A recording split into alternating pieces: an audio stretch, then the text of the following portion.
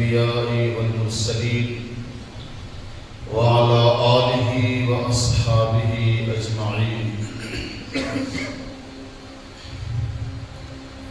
سبحان الذي أسرى بعبده ليلا من المسجد الحرام إلى المسجد الأقصى. صدق الله العظيم.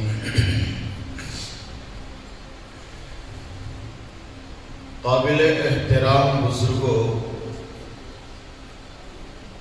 گزشتہ جمعہ میں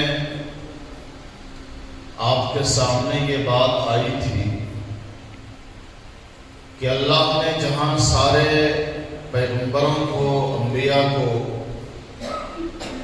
ان کے زمانے کے اعتبار سے معجزات عطا فرمائے، جس زمانے میں جس چیز کا عروج تھا اسی سے متعلق اللہ نے اس پیغمبر کو معجزہ عطا فرمایا. جیسا کہ حضرت موسیٰ علیہ السلام کے زمانے میں جادو کا علم عروج اور بلندی پر تھا، تو اللہ نے حضرت موسیٰ علیہ السلام کو ایسا معجزہ عطا فرمایا جو جادو کو نیچا دکھا دے اور جادو کے علم کو پامال کر دے. حضرت عیسیٰ علیہ السلام کے زمانے میں علاج اور معالجہ کے علم کا عروج تھا، تو رب تعالیٰ شانہ نے حضرت عیسیٰ علیہ السلام کو ایسا معجزہ عطا فرمایا جو علم علاج کو، علم طب کو نیچا دکھا دے. ہمارے اور آپ کے آقا جناب محمد رسول اللہ صلی اللہ علیہ وسلم کا جب زمانہ آیا تو میں نے آپ کو بتایا تھا کہ میرے نبی کے دور میں، اور یہ دور قیامت تک کا دور کہلائے گا، اس دور میں رب کو معلوم تھا کہ یہ دور علمی عروج پر ہوگا، یعنی علم کے اعتبار سے یہ زمانہ انتہا کو پہنچ جائے گا. طرح طرح کی چیزیں انکشاف میں آئیں گی، لوگ علمی دنیا میں عجیب عجیب مہارت دکھائیں گے. تو دو معجزہ اللہ نے ہمارے اور آپ کے آقا جناب محمد عربی صلی اللہ علیہ وسلم کو عطا فرمایا جو دونوں علم سے متعلق ہے، اور یہ دونوں بڑا معجزہ ہے. ایک معجزہ اللہ نے عطا فرمایا قرآن کریم، جس میں علم کی انتہا ہے، علم کا خزانہ ہے، اس سے بڑا علم کا خزانہ کوئی نہیں ہے. تو علم کی انتہا کر دی اللہ نے قرآن دے کر کے. اس پر پچھلے ہفتہ آپ کے سامنے مختصر گفتگو آئی. رب کو یہ معلوم تھا کہ اس علمی دنیا میں تجربات، محنت، دوڑ دھوپ کے ذریعے سے لوگ کائنات کو، دنیا کو اپنی مٹھی میں کریں گے، کائنات کو اپنی مٹھی میں کریں گے. علمی دوڑ دھوپ، علمی محنت، علمی تجربات کی روشنی میں لوگ کائنات کو اپنی مٹھی میں کریں گے. میرے آخری نبی کے زمانے میں ایسا ہوگا. اور میں پھر یہ کہہ رہا ہوں کہ ہمارا اور آپ کے نبی کا زمانہ ہے، وہ نبی کی پیدائش سے لے کر قیامت تک کا زمانہ کہلائے گا. کیونکہ اب ہمارے نبی کے علاوہ کوئی نیا نبی آنے والا نہیں ہے. یہ زمانہ جو قیامت تک کا ہوگا ہمارے نبی کا زمانہ ہے. تو پروردگار کو پتا تھا کہ میرے آخری نبی کے زمانے میں لوگ علم پر اتنی محنت کریں گے، اتنی محنت کریں گے کہ اس علم پر محنت کر کے، تجربہ کر کے، دوڑ دھوپ کر کے، رات دن کی مشقت کر کے لوگ کائنات کو اپنی مٹھی میں کریں گے. یہاں تک کہ لوگ چاند پر پہنچیں گے. کائنات کو مٹھی میں کیسے کریں گے؟ تسخیر کائنات کہتے ہیں اس کو اردو میں. کائنات کو مسخر کر لیں. اور یہ بات اللہ نے قرآن میں بھی کہی ہے. سارے بندوں کے لیے کہ ہم نے انا سخرنا لکم ما فی الارض، زمین اور آسمان میں جو کچھ بھی ہے اے انسانوں ہم نے تمہارے اندر میں کر دیا. یہ قرآن میں اللہ ہے، تمہارے ماتحتی میں کر دیا. تو اب چاند انسان کے اندر میں، سورج انسان کے اندر میں، ہوا انسان کے اندر میں، ساری چیزیں انسان، پانی انسان کی ماتحتی میں. ہم اور آپ سمندر میں جائیں پانی دیکھ کے ڈر لگتا ہے، اس کی طغیانی، اس کی لہریں، اس کی موج دیکھ کر ڈر لگتا ہے. لیکن اسی سمندر کی پشت پر جب جہاز چلتا ہے تو کتنے آرام سے اس میں بیٹھ کر وہ جہاز ہماری منزل طے کرتی ہے. ہوا میں اتنی وزنی چیز انسانوں نے بنایا اور ہوا میں اس کو اڑایا. اتنی وزنی چیز کو ہوا میں اڑا کے کہاں سے کہاں انسان لے کے جا رہا ہے. مسخر کر دیا ہے چیزوں کو اللہ نے انسان کے. لیکن اتنی ساری تسخیر ہوگی، لوگ وہ ایک جملہ بھی اب بولتے ہیں نا ٹی وی پر، موبائل میں، کر لو دنیا مٹھی میں. تو انسانوں نے دنیا مٹھی میں کیا، اور یہ کر لو دنیا مٹھی کا فارمولہ اللہ نے قرآن میں دے دیا ہے کہ دنیا انسانوں نے تیری مٹھی میں دے دیا ہے، تم محنت کرو گے چیزیں تمہاری مٹھی میں آ جائیں گے. یہ طاقت بھی اللہ نے دی، صلاحیت بھی اللہ نے دی، اور ان چیزوں کو بھی اللہ ہی نے انسان کے اندر میں کیا ہے. یہ انسان کی اپنی کوئی طاقت نہیں ہے، چیزوں کو انسان کے اندر میں اللہ نے کر دیا. تو پروردگار کو چونکہ یہ پتا تھا کہ آخری زمانہ جو ہوگا وہ چیزیں انکشاف کرنے کا زمانہ ہوگا. علم کی وجہ سے لوگ چاند پر پہنچیں گے، وہ پہنچے. تو پروردگار نے پہلے ہی اپنے پیغمبر کو ایسا معجزہ عطا فرما دیا کہ تم چاہے کتنی بھی علمی محنت کر لو اور اپنے علمی محنت کے ذریعے سے ہواؤں پہ جاؤ، چاند پہ جاؤ، آسمان پہ جاؤ، جہاں بھی جاؤ، پر ہم نے اپنے پیغمبر کو ایسا معجزہ عطا کر دیا کہ تمہارے پہنچنے سے پہلے میرا پیغمبر وہاں پہنچ چکا ہوگا. یہ دوسرا معجزہ ہے جس کو ہم کہتے ہیں معراج. یہ کائنات کو مسخر کرنے والا فارمولہ ہے. محنت کر کے، ہواؤں کو اپنے اندر میں کر کے انسان چاند پر پہنچا. پیغمبر صلی اللہ علیہ وسلم بغیر کسی مشین، بغیر کسی راکٹ، بغیر کسی جہاز کے معراج پر تشریف لے گئے. یہ ایک بڑا معجزہ تھا، اس سے بڑا کوئی معجزہ پیغمبر کا نہیں. ایک قرآن اور دوسرا معراج. سمجھے نا؟ معراج آسمان کا سفر کرنا، یہ معراج کہلاتا ہے. معراج کے اصل معنی آتے ہیں سیڑھی کے. سیڑھی اس پر چڑھ کر لوگ اوپر جاتا ہے. تو پیغمبر صلی اللہ علیہ وسلم بھی چونکہ اوپر گئے براق کے ذریعے سے، وہ بھی ایک سیڑھی ہے. تو معراج نصیب ہوا سرکار دو عالم صلی اللہ علیہ وسلم کو. اس کی تفصیل اللہ نے دو جگہ بیان کی. ایک 15ویں پارے میں سورہ بنی اسرائیل میں، اور ایک سورہ نجم میں. دو جگہ الگ الگ ذکر ہے. اور سفر کو بھی اللہ نے دو حصے میں بانٹا ہے. سفر کا ایک حصہ تو ہے کہ خانے کعبہ، پہلے جہاں پیغمبر صلی اللہ علیہ وسلم آرام فرما رہے تھے وہاں سے فرشتے نے اٹھایا اور خانے کعبہ لے کے گئے، اور خانے کعبہ سے پھر اٹھا کر کے بیت المقدس لے کر گئے. یہ سفر کا ایک حصہ ہے. زمین سے زمین کا سفر ہوا. خانے کعبہ بھی زمین پر ہے اور بیت المقدس بھی زمین پر ہے. تو گھر سے اٹھایا، خانے کعبہ لے کے گئے، اور وہاں سے بیت المقدس، مکہ سے فلسطین. اور اب فلسطین میں بیت المقدس میں نماز ادا کرنے کے بعد سفر کا دوسرا حصہ شروع ہوتا ہے، زمین سے آسمان کا سفر. مسجد حرام کعبے سے بیت المقدس تک کا جو سفر ہے وہ زمین سے زمین تک کا سفر ہے. اب بیت المقدس سے جو سفر ہوگا وہ زمین سے آسمان کا سفر ہے. عربی میں دونوں کا نام الگ ہے. خانہ کعبہ سے بیت المقدس تک کا جو سفر ہوا ہے فلسطین تک کا, اس کو اسرا بولتے ہیں, اسرا.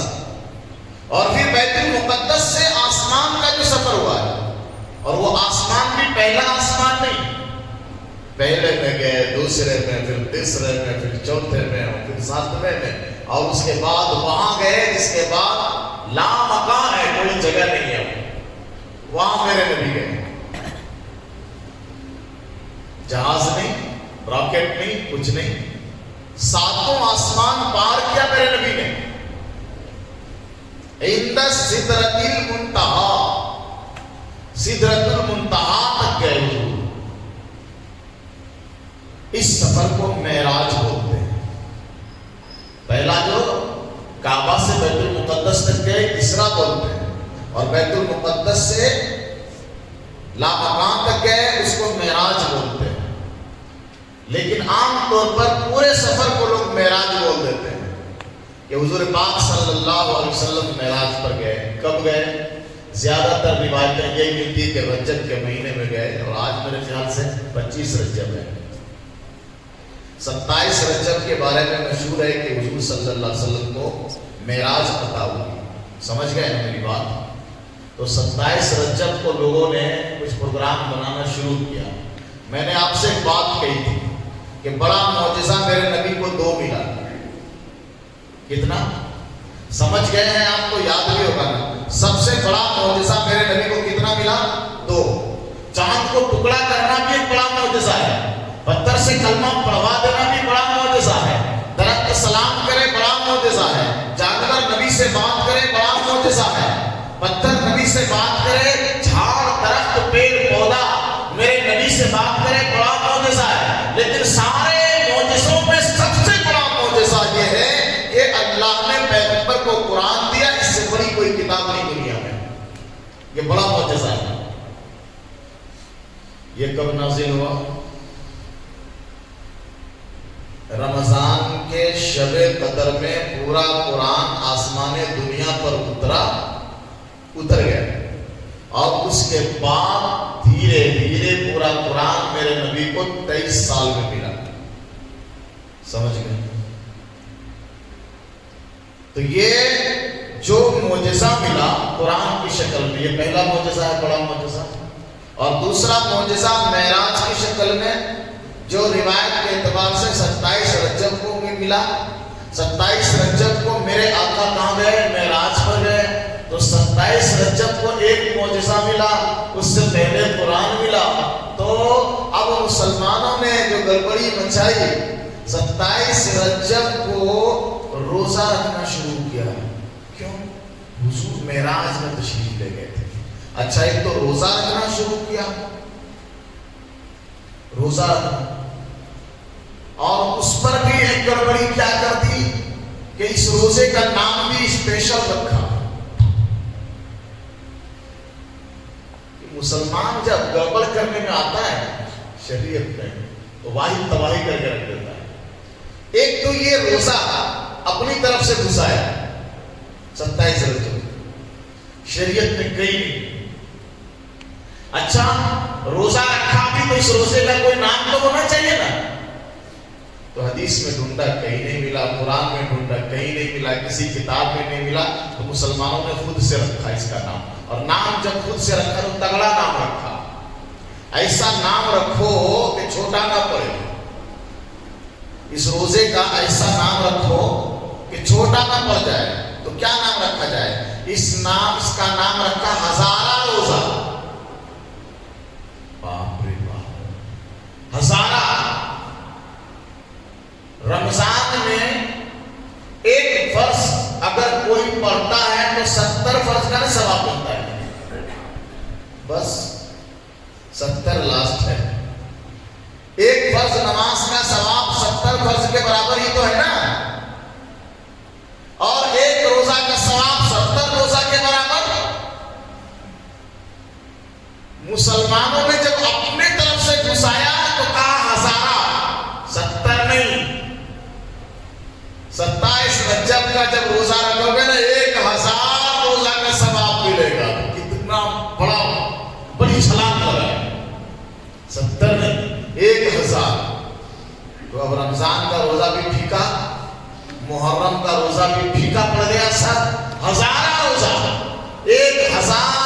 کے برابر ثواب ملے گا۔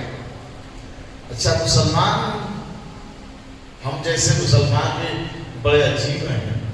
شریعت میں جس چیز کو قرآن میں حدیث میں تاکید کے ساتھ کرنے کے لیے کہا گیا ہے،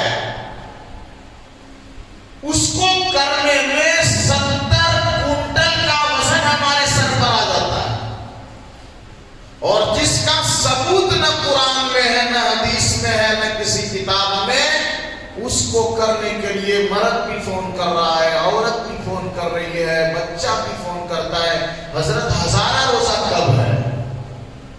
سبھی فون کر رہے ہیں، سب شوق میں ہیں ہزارہ روزہ رکھنا ہے، اور جب رمضان آتا ہے تو یہی ہزارہ رکھنے والی عورتیں بازار میں پانی پوری کھا رہی ہوتی ہے دن میں، اور چھپا کے نہیں دکھا کے کھاتی ہے۔ کر لو کیا کرنا ہے، ہزارہ روزہ شوق سے رکھا، اور رمضان جب آیا تو کھانا پینا بازار میں ہوا۔ یہ چیزیں ہماری طرف سے گھس گئی نا، تو شیطان اس کو کرنے کے لیے شوق دلا رہا ہے، کرو، 1000 روزہ کے برابر ثواب ہے۔ اچھا اب اس رات میں شب معراج مناتے ہیں، کیونکہ اسی رات میں حضور معراج پر گئے تھے نا، تو شب کے معنی رات، اور شب معراج معراج کی رات، تو حضور معراج پر گئے، بڑا معجزہ تھا میرے نبی کا، اس لیے اس رات کو منانا ہے۔ کیا منانا ہے؟ شب معراج منانا ہے، عبادت کرنی ہے رات میں۔ تو اب اس رات کی عبادت تو حدیث میں کہیں ہے نہیں، کیسے منانا ہے؟ تو بدعت ایجاد کرنے والے مولوی بھی اتنا تگڑا جھٹکا مارتے ہیں کہ اس رات میں فلاں فلاں سورت پڑھو اور اتنی رکعت پڑھو، جتنے گناہ ہیں 1 سال کے سب معاف۔ شب معراج مناؤ، تو شب معراج میں اب جلسے، جلوس، عبادت سب ہونے لگے۔ دن کو 27ویں رجب کو روزہ بھی رکھنے لگے لوگ۔ یہ معراج میں کر رہے ہو، یہ دوسرا معجزہ ہے۔ تو جب ادھر کر رہے ہو تو پہلا معجزہ جب میرے نبی کو قرآن کی شکل میں ملا، اس کا کیوں نہیں مناتے بھائی؟ قرآن جس دن اترا اس دن بھی تو روزہ رکھنا بنتا ہے کہ نہیں بنتا ہے؟ جس دن میرے نبی غار حرا میں تھے اور جبریل امین پہلی بار میرے نبی کے پاس آئے اور کہا اقرا، پہلی آیت نازل ہوئی، اقرا بسم ربک الذی خلق، یہ پہلی آیت نازل ہوئی قرآن کی۔ کتنا مقدس وقت ہوگا وہ، کتنا مقدس دن ہوگا وہ، کتنا مقدس لمحہ ہوگا وہ۔ تو وہ کسی کو پتا ہے کہ کس دن جبریل آئے تھے؟ پھر وہ صبح بھی تو منانی پڑے گی نا، اس دن بھی روزہ رکھنا چاہیے، اس دن بھی عبادت ہونی چاہیے۔ قرآن جس دن نازل ہوا اس کو کیوں درکنار کر دیا؟ دونوں بڑا معجزہ ہے، دونوں میرے نبی کو ملا۔ تو معراج والی رات کو جاگتے ہیں، اور جس دن قرآن کا نزول شروع ہوا کسی کو تاریخ بھی پتا نہیں ہے۔ اصل بات یہ ہے میرے دوستو کہ شریعت اسلامیہ میں دن منانے کا کوئی رواج نہیں رکھا گیا ہے۔ قرآن میں، احادیث میں جن عبادتوں کو کرنے کا حکم ہے وہی کرنا مسلمان کی ذمہ داری ہے۔ اپنی عقل کا گھوڑا دوڑا کر کے ایکسٹرا فٹنگ کرنا یہ شیطانیت ہے، عبادت نہیں ہے۔ لیکن اتنا ضرور ہے کہ اس موقع پر سرکار دو عالم صلی اللہ علیہ وسلم کو جو معجزہ ملا اس کو سنو، پڑھو، عبرت حاصل کرو، ان سے سبق حاصل کرو۔ میرے نبی معراج پر گئے، کیا دیکھا، کیا لے کر آئے، کیا پیغام اپنے امت کو دیا، اس پر عمل کرو، یہ اصل چیز ہے۔ تو بہرحال پیغمبر صلی اللہ علیہ وسلم کو جو دوسرا معجزہ ملا کہ میرے نبی زمین سے کہاں گئے؟ آسمان پر گئے، 7ویں آسمان پر میرے نبی گئے، اس سے اوپر لامکاں پر گئے، معراج میں تشریف لے گئے حضور۔ ایسا ہوتا ہے کیا کہ ایک آدمی بغیر کسی جہاز کے، بغیر کسی راکٹ کے آسمان پر چلا جائے؟ چاند پر جانے کے لیے کتنے کاپڑ بیلنے پڑ رہے ہیں لوگوں کو، کوئی جا رہا ہے، کوئی فیل ہو جا رہا ہے، کوئی جا رہا ہے، کوئی فیل ہو جا رہا ہے۔ اور اسلام کہتا ہے کہ حضور 7ویں آسمان پر گئے اور زیادہ ٹائم بھی نہیں لگا۔ اللہ کہتا سبحان الذی اسری بعبده لیلا من المسجد الحرام الى المسجد الاقصى لیلا، لیلا رات کے تھوڑے سے ٹائم میں، رات کے تھوڑے سے ٹائم میں یہ سفر بہت پورا ہو گیا۔ اور احادیث میں تو اتنا بھی ملتا ہے کہ حضور تشریف لے گئے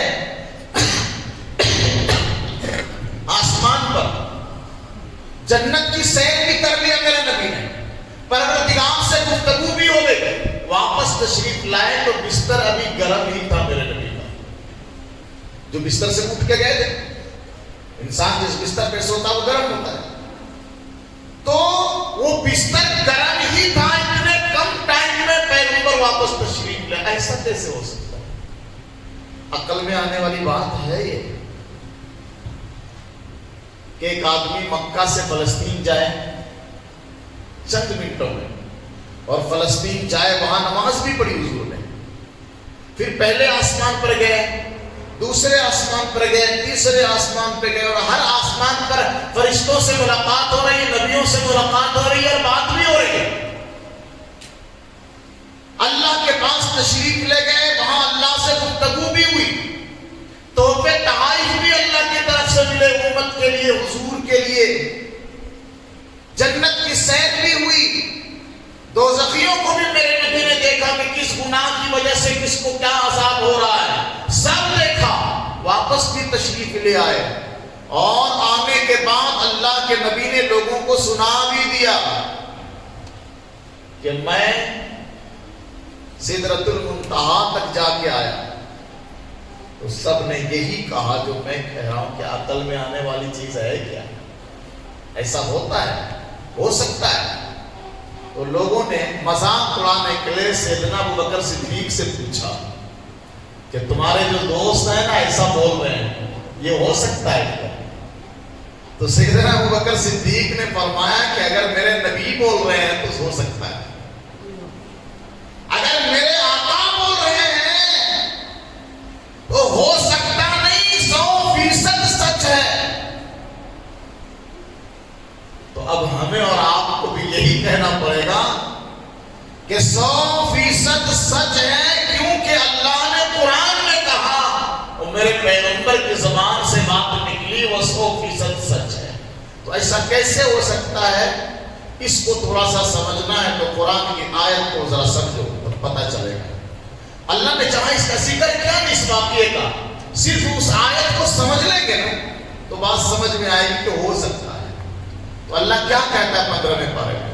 اللہ کہتا سبحان الذی اسری بعبدہ، پاک ہے وہ ذات، کون ذات؟ اللہ کی ذات۔ یہ ترجمہ اس کا، سبحان الذی اسری، پاک ہے وہ ذات۔ پہلے یہ پاک، قرآن کے سب ترجمہ میں یہی لکھا ہوا ہے، پاک ہے وہ ذات۔ کون ذات؟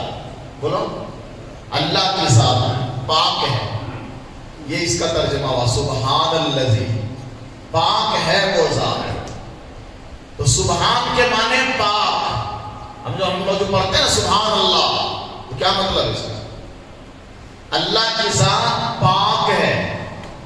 سبحان اللہ کے معنی کیا بولو؟ اللہ پاک ہے، اللہ کی ذات کیا ہے بولو؟ پاک ہے۔ رکوع میں جاتے کیا پڑھتے ہیں؟ سبحان ربی العظیم، پاک ہے میرا رب جو بڑا ہے۔ پاک، سبحان کے معنی پاک، تو سبحان ربی العظیم، پاک ہے میرا رب جو بڑا ہے۔ سجدہ سجدے میں جاتے ہیں کیا بولتے ہیں؟ سبحان ربی الاعلی، پاک ہے میرا رب جو بہت بلند مرتبہ ہے. اس کے معنی بھی وہاں پاک ہے. تو اسی لیے اردو کتابوں میں لکھا ہوا آپ کو ملتا ہوگا، اور بہت سارے ہمارے خطیب اور علماء اپنے بیان میں استعمال کرتے ہیں خدائے پاک. کیا بولتے ہیں؟ تھوڑا سا آپ لوگ سننے کا ثبوت دو. یہ آج پھر گڑبڑی ہوئی ہے. بیچ میں کئی جمعہ تک بڑی ترتیب اچھی رہتی تھی، لیکن آج پھر جو ہے نا بیچ میں بہت ساری جگہ خالی ہیں، بے ترتیب بیٹھ رہے ہیں. سامنے آتے جاؤ، بیچ میں جگہ خالی مت رہے، ترتیب سے بیٹھے نا. یہ جو ترتیب سے آپ لوگ بیٹھتے ہیں نا، تو ہمارے بیان میں بھی ایک ترتیب ہوتی ہے، اور بیچ میں گڑبڑ سڑبڑ رہتا ہے تو بیان کی ترتیب الٹ جاتی ہے. تو ہم لوگ بھی اپنی زبان میں بولتے ہیں خدائے پاک. کیا بولتے ہیں؟ اللہ پاک نے فرمایا، خدائے پاک نے فرمایا، یہی بولتے ہیں نا. اور ایک لفظ استعمال کرتے ہیں رسول پاک نے فرمایا. تو رسول کو بھی ہم کیا بولتے ہیں؟ پاک نہیں بولتے. رسول پاک سنے کہ نہیں سنے آپ لوگ؟ سنے. رسول پاک، اللہ پاک نے فرمایا، رسول پاک نے فرمایا. اچھا اتنا تو ضرور سنا گا کلام پاک میں، سنا کہ نہیں سنا؟ آج میں آپ لوگوں سے پوچھ رہا ہوں اللہ پاک کا مطلب کیا ہے؟ آج میں آپ لوگوں سے پوچھتا ہوں رسول پاک کا مطلب کیا ہے؟ اور آج میں آپ سے پوچھتا ہوں کہ کلام پاک کا مطلب کیا ہے؟ 3 لفظ ہے، اور سمجھانے کے بعد میں آپ لوگوں کو بھی بول دوں گا مسلمان پاک. سمجھے؟ کیونکہ آپ لوگ جتنے لوگ یہاں بیٹھے ہیں کم سے کم وہ لوگ سب پاک ہیں کہ نہیں؟ بھئی جب آئے یہاں مسجد میں آئے، کیا کرنے آئے؟ نماز پڑھنے آئے. تو نماز پڑھنے کے لیے شرطیں ہیں، بدن کا پاک ہونا، کپڑے کا پاک ہونا، جگہ کا پاک ہونا. 3 پاک لگا ہوا آپ لوگ کے ساتھ میں. بدن کا پاک ہونا، بدن بھی پاک ہے. کپڑے کا پاک ہونا 2 ہو گیا، اور جگہ کا پاک ہونا. یہ نماز کے لیے شرط ہے کہ نہیں؟ تو 3 پاک لے کر کے آپ لوگ آئے ہیں، تو آپ لوگ پاک ہو گئے. سوال یہ ہے کہ اللہ پاک کا کیا مطلب ہے؟ آپ لوگ تو بدن پاک کر کے آئے تو پاک ہو گئے، کپڑا پاک کر کے آئے تو پاک ہو گئے، اور جگہ یہ مسجد تو پہلے ہی سے پاک صاف ہے تو بہت پاک ہو گئے. اللہ پاک کا مطلب کیا ہے؟ وہ کس چیز سے پاک ہو گئے؟ کس چیز سے اللہ پاک ہے؟ اور رسول پاک کا مطلب کیا ہے؟ کس چیز سے رسول پاک ہے؟ یہ سمجھنا ضروری ہے کہ نہیں؟ اچھا اگر آپ لوگ کو پتا ہے تو ہم بیان جو ہے آگے بڑھا دیں گے. کلام پاک، کلام یعنی قرآن کس چیز سے پاک ہے؟ یہ سمجھنا ہے کہ نہیں ہے؟ جب ہم بولتے ہیں اللہ پاک نے فرمایا، اللہ کے ساتھ جب پاک کا ورڈ جوڑتے ہیں نا، تو اس کا یہ مطلب نہیں ہے کہ اللہ کو کوئی گندگی لگی ہوئی تھی پھر وہ پاک ہو گئے، اللہ صاف ہو گئے. یہ مطلب نہیں ہے. اللہ کو کوئی گندگی ٹچ ہی نہیں کر سکتی. پھر اللہ پاک کس چیز سے ہے؟ اللہ پاک ہے تمام کمزوریوں سے. اللہ تمام کمزوریوں سے پاک ہے. کمزوری کا مطلب کیا ہے؟ ہر وہ چیز جو کسی کی ضرورت ہو وہ کمزوری ہے. کھانا ہماری ضرورت ہے، بھوک ہماری کمزوری ہے. کپڑا ہماری ضرورت ہے، کپڑا کا محتاج ہونا ہماری کمزوری ہے. کام کرتے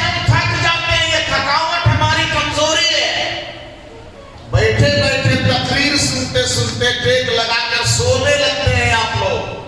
یہ جو نیند آتی ہے آپ کو, یہ جو اونگ آتی ہے آپ کو, یہ آپ کی کمزوری ہے. سمجھ رہے بات؟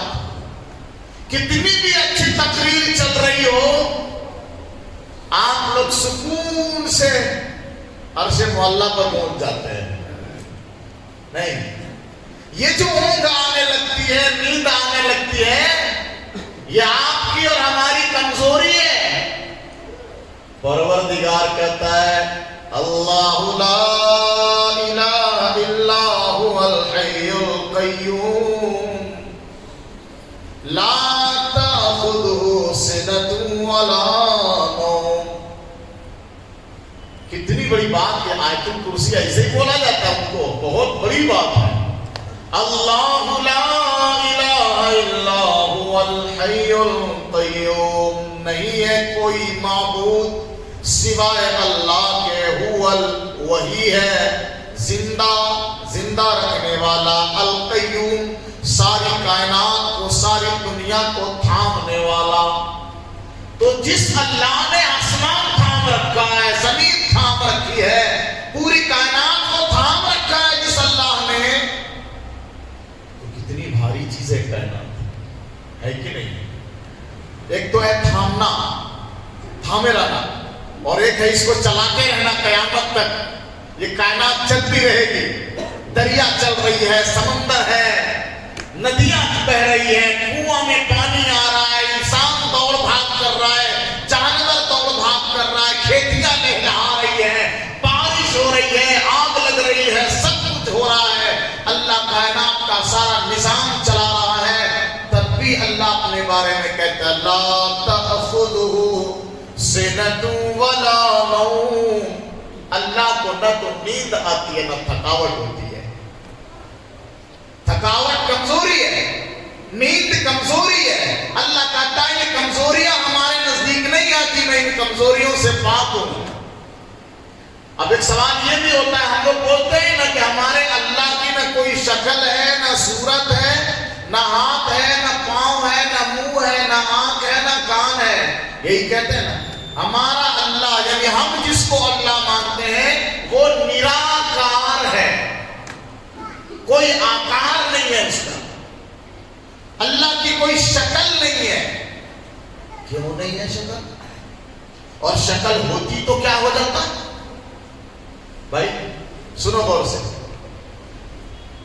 یہ تقریر میں کبھی کبھی ایسا ہوتا ہے کہ بڑا چولانی ٹاپک آ جاتا ہے بیچ میں, لیکن اس پہ زیادہ بات نہیں کر سکتے, اس لیے ٹائم کم ہوتا ہے, کبھی کبھی ہو جائے گا.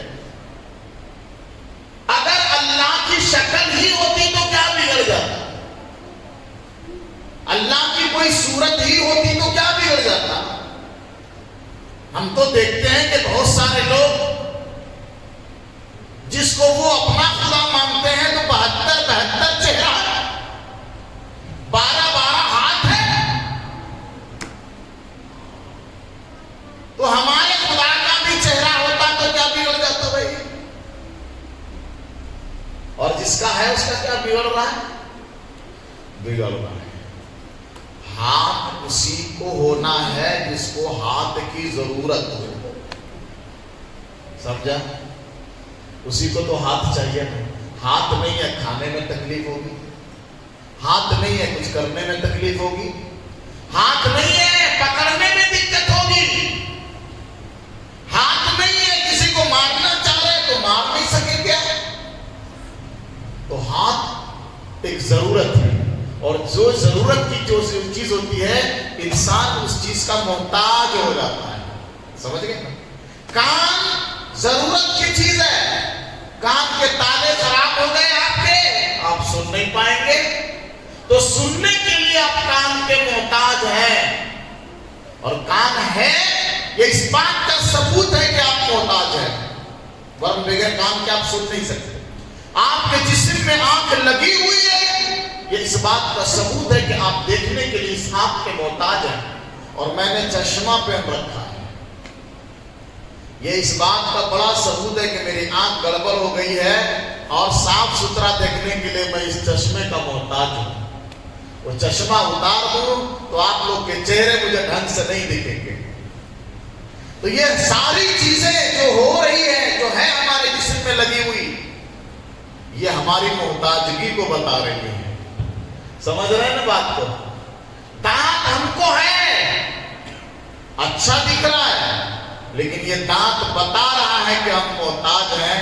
بغیر دانت کے ہم کھینچ نہیں سکتے۔ جمعہ کو کھینچتے ہیں کہ نہیں کھینچتے؟ کھینچتے ہیں۔ تو ہمارا تو پکا ہے ہر جمعہ، یہ دانت سے کھینچتے ہیں۔ یہ دانت نہیں ہے تو کھینچ نہیں پائیں گے نا۔ تو دانت اگرچہ ہمارے جسم میں ہے، منہ میں خوبصورت لگ رہی ہے، لیکن یہ دانت کا ہونا یہ بات بتا رہا ہے کہ آپ محتاج ہو کھانے میں، اس دانت کا محتاج ہو۔ پاؤں ہے، یہ پاؤں بتا رہا ہے کہ کہیں بھی جانے کے لیے آپ اس کے محتاج ہیں۔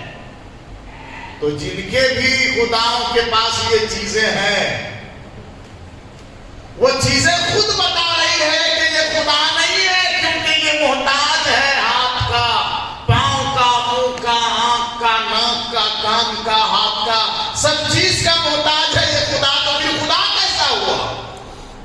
ہم اس خدا کو مانتے ہیں جس کا نہ ہاتھ ہے، نہ پاؤں ہے، نہ منہ ہے، نہ آنکھ ہے، نہ ناک ہے، نہ کان ہے، نہ شکل ہے، نہ صورت ہے۔ کیوں؟ کہ ہمارا خدا ان چیزوں کا محتاج ہی نہیں ہے۔ اچھا، خالی جسم ہی رہتا، ہاتھ نہیں رہتا، پاؤں نہیں رہتا، آنکھ نہیں رہتا، تو کیا ہوتا؟ بدن خالی رہتا۔ تو جو بدن ہے نا، جسم، باڈی، کچھ نہ ہو، ہاتھ پاؤں کچھ نہ ہو، خالی جسم۔ اب اس جسم کو بھی رہنے کے لیے اس چیئر کا محتاج ہونا پڑے گا نا، کہیں بھی بیٹھنے کے لیے جگہ کی ضرورت پڑے گی نا۔ تو جگہ کو تو خود خدا نے بنایا ہے، تو جس کو خود خدا نے بنایا، خدا اسی کا محتاج ہو جائے گا۔ تو اسی لیے ہمارے خدا کو جسم بھی نہیں ہے، ہمارا خدا محتاج ہی نہیں ہے۔ تو یہ ساری جو ضرورت کی چیز ہے وہ کمزوری ہے، اور ہمارا خدا کمزوریوں سے پاک ہے۔ اسی لیے کہا جاتا ہے اللہ پاک، یعنی اللہ تمام کمزوریوں سے، تمام عیبوں سے پاک ہے۔ ایک بات سمجھ میں آئی کہ نہیں آئی؟ اب رسول پاک کیوں بولتے ہیں؟ رسول پاک کیوں بولتے ہیں؟ رسول کو تو نیند بھی آتی ہے، رسول کو تھکاوٹ بھی ہوتی ہے۔ آپ نے علماء سے سنا، کتابوں میں پڑھا، میرے نبی کو بھوک لگی، اتنی بھوک لگی کہ بھوک کو دبانے کے لیے میرے نبی نے 3 پتھر پیٹ میں باندھے تھے۔ تو میرے نبی کو بھوک بھی لگی، بھوک کمزوری ہے، پیاس لگتی تھی، پیاس کمزوری ہے، نیند آتی تھی، نیند کمزوری ہے۔ تو پھر رسول پاک کیوں بولتے ہیں؟ کمزوری تو ہے نبی کے پاس۔ تو رسول کو پاک اس لیے بولتے ہیں کہ کمزوری عیب نہیں ہے رسول کے لیے۔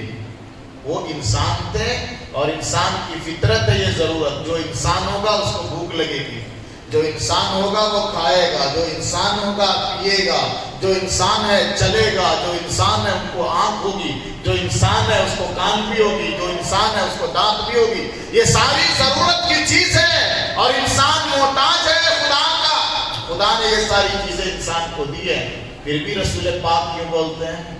اس لیے بولتے ہیں کہ ہمارے نبی اگرچہ ان چیزوں کے محتاج تھے، کھانے کے، پینے کے، چلنے کے، پھرنے کے، ہاتھ کے، پاؤں کے، جسم کے، آنکھ کے، ناک کے، کان کے، خدا کی دی ہوئی چیزوں کے محتاج میرے نبی تھے، لیکن میرے نبی تمام گناہوں سے پاک تھے۔ اسی لیے ہم کہتے ہیں رسول پاک۔ نبی گناہوں سے پاک تھے، گناہ سے معصوم، نبی سے گناہ ہوتا نہیں، اسی لیے کہتے ہیں رسول پاک۔ بات سمجھے؟ خدا پاک اس لیے بولتے ہیں کہ خدا عیبوں سے بھی پاک ہے، کمزوریوں سے بھی پاک ہے۔ اور رسول کو پاک اس لیے بولتے ہیں کہ رسول کمزوری کے محتاج ہیں، ضرورتوں کے، لیکن گناہ سے پاک ہیں۔ اور قرآن کو کلام پاک اس لیے بولتے ہیں کہ قرآن میں کوئی شک نہیں، کوئی شبہ نہیں، شک اور شبہ سے پاک ہے قرآن۔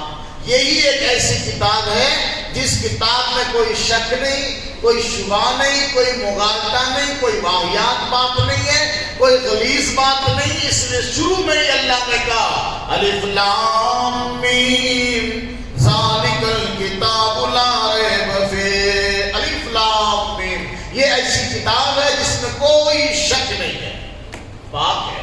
اسی لیے ہم کہتے ہیں کلام پاک. اللہ پاک، رسول پاک، کلام پاک. سمجھ گئے؟ اور آپ لوگ بھی پاک ہیں تو 3 پاک لے کے آئے تو میں نے آپ لوگ کا پہلے ہی بتا دیا. یہ اللہ پاک کہتا ہے سبحان الذی، وہ اللہ پاک جو لے گیا اپنے بندے کو. کیا کہا؟ لے گیا. معراج پر لے گیا. یہ نہیں کہا اللہ نے کہ نبی گئے. ترجمہ پہ غور کرو گے بات سمجھ میں آ جائے گی. سبحان الذی اسریٰ بعبدہ، پاک ہے وہ ذات جو اپنے بندے کو لے گیا. کون لے گیا؟ اللہ لے گیا. یہ نہیں کہا کہ معراج پر نبی گئے، نہیں کہا، اللہ لے گیا. نبی گئے اگر بولتے تو سوال ہوتا تھا کیسے گئے، ایسا کیسے ہوا. لیکن جب اللہ نے کہا کہ ہم لے گئے تو لا یسأل عما یفعل، جو پروردگار کرتا ہے نا اس کو کوئی سوال کرنے والا نہیں ہوتا. کیسے لے گئے اللہ، ہم کو پیدا کیسے کیا اللہ، ماں کے پیٹ میں ناک کیسے بنی ہماری، کان کیسے بنی، آنکھ کیسے بنی، پاؤں کیسے بنا، زبان کیسے بنی، اور دماغ کی یہ مشین کیسے بنی. کوئی پوچھتا ہے؟ اللہ نے بنایا. تو اللہ کے لیے کوئی مشکل نہیں ہے. وہ ایک آدمی کو پل میں آسمان پر لے کے گیا، وہ چاہتا تو پوری زمین کو اٹھا کے آسمان پر لے کے چلا جائے. کوئی مشین کی ضرورت ہی نہیں رہتی. تو وہ جو چاہتا ہے کرتا ہے، فعال لما یرید ہے وہ، اور اس کے لیے کوئی مشکل نہیں. پروردگار نے ایسے ایسے واقعات رونما کر دیے. جب قوم لوط پر عذاب آیا تھا تو آپ لوگ کو پتا ہے کہ جہاں پر وہ قوم بستی تھی اس قوم پر عذاب آیا تو پوری زمین گھروں سمیت اللہ نے آسمان پر اٹھا دیا. اور اللہ نے اپنے فرشتے کو بھیجا. تو جو فرشتہ تھا نا، اس تفسیر میں آتا ہے کہ بہت سارے فرشتوں نے مل کے شہر کو نہیں اٹھایا تھا، کہ بڑی زمین تھی، بڑا شہر تھا، تو بڑی بڑی بلڈنگیں تھی، اس کو اٹھانے میں تو بہت فرشتے لگے ہوں گے، بہت سارے فرشتے لگے ہوں گے. لیکن تفسیر کی کتابوں میں ہے میرے دوستو کہ ایک فرشتے نے یعنی جبریل علیہ السلام نے ان کا جو پر ہوتا ہے نا، پر کا صرف کنارہ ایسا ٹچ کیا تھا اور پورا شہر آسمان پہ گیا اور وہاں سے پورے شہر کو پلٹ دیا. اب کوئی پوچھو کیسے لے گیا وہاں تک؟ کوئی JCB نہیں تھی، کرین نہیں تھی، کیسے لے گیا؟ تو اللہ نے اپنی قدرت، اپنی طاقت کا جگہ جگہ اعلان قرآن کریم میں کیا ہے. تو پروردگار اپنے پیغمبر کو، اپنے آخری نبی کو معراج پر لے کے گیا. قرآن میں کہتا سبحان الذی اسریٰ بعبدہ، پاک ہے وہ ذات جو لے کے گیا اپنے بندے. اب لے کے گیا تو یہ جو سفر ہوا، اس سفر کی جو تفصیلات ہے، کیسے گئے، کیا ہوا، کیا کیا واقعات ہوئے اس سفر میں، کیا پیغام ملا. ٹائم تو ختم ہو گیا، جانے میں ٹائم ختم ہو گیا اور حضور اتنی دیر میں آ بھی گئے تھے. ہم بیان کرنے میں صرف سبحان الذی پڑھنے میں ٹائم ختم ہو گیا. اللہ ہم سب کو عمل کی توفیق عطا فرمائے.